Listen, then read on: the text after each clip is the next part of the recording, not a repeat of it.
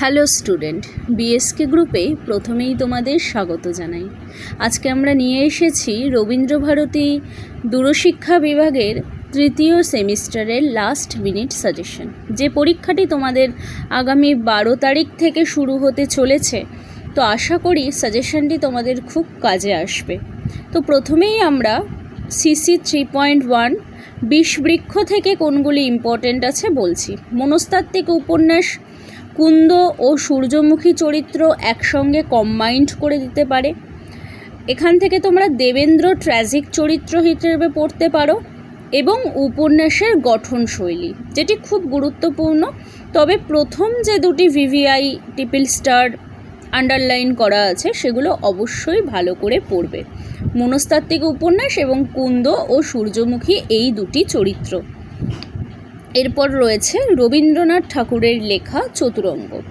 চতুরঙ্গ থেকে তোমরা যদি দামিনী, শচী, শ্রীবিলাস এই তিনটে চরিত্রকে পড়ে যাও, এখান থেকে যে কোনো একটি কমন পাবেই। তো এছাড়াও তোমরা নামকরণ এবং চেতনা প্রবাহমূলক উপন্যাস এবারের জন্য খুব ইম্পর্ট্যান্ট আছে, এটা কিন্তু অবশ্যই করে রাখবে। এরপর আমরা চলে আসি শরৎচন্দ্র চট্টোপাধ্যায়ের লেখা পল্লী সমাজ। পল্লী সমাজ উপন্যাসটি অনেক বড় এবং এই উপন্যাসটি খুবই সহজ একটি উপন্যাস। সেখান থেকে তোমরা রমা, রমেশ এবং বিশ্বেশ্বরী চরিত্রটি পড়বে। বিশেষ করে বিশ্বেশ্বরী চরিত্রের উপর গুরুত্ব দেবে, এটি কিন্তু খুব ইম্পর্ট্যান্ট। এরপর রয়েছে নামকরণ। নামকরণ এখান থেকে আসার একটা সম্ভাবনা রয়েছে এবং উপন্যাসের শ্রেণী বিচার, উপন্যাসটি কী ধরনের উপন্যাস।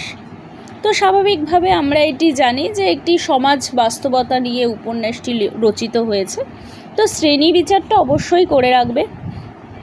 এরপর আমাদের সবচেয়ে জটিল উপন্যাস যেটি মনে হয় সেটি হলো ঢোড়াই চরিত মানুষ, সতীনাথ ভাদুড়ীর লেখা।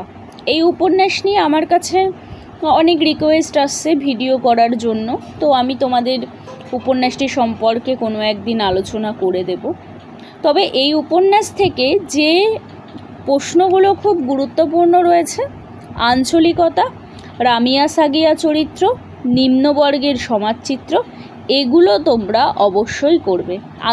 রামিয়া সাগিয়া একসঙ্গে কম্বাইন্ডে দিতে পারে, এছাড়াও ঢোড়াই চরিত্রটা করে রাখতে পারো, এবং গান্ধীবাদ ও নিম্নবর্গের সমাজচিত্র, এটি কিন্তু খুব ইম্পর্ট্যান্ট, এটা অবশ্যই তোমরা করবে।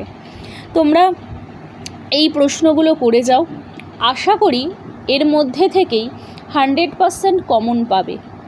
তোমাদের যদি বাকি সাজেশন বা নোটসের প্রয়োজন হয়, তোমরা স্ক্রিনে দেওয়া নাম্বারে যোগাযোগ করতে পারো। এটি আমার হোয়াটসঅ্যাপ নাম্বার, এখানে যোগাযোগ করলে তোমরা নোটস ও সাজেশন পেয়ে যাবে। আমার ভিডিও দেখার জন্য সকলকে ধন্যবাদ।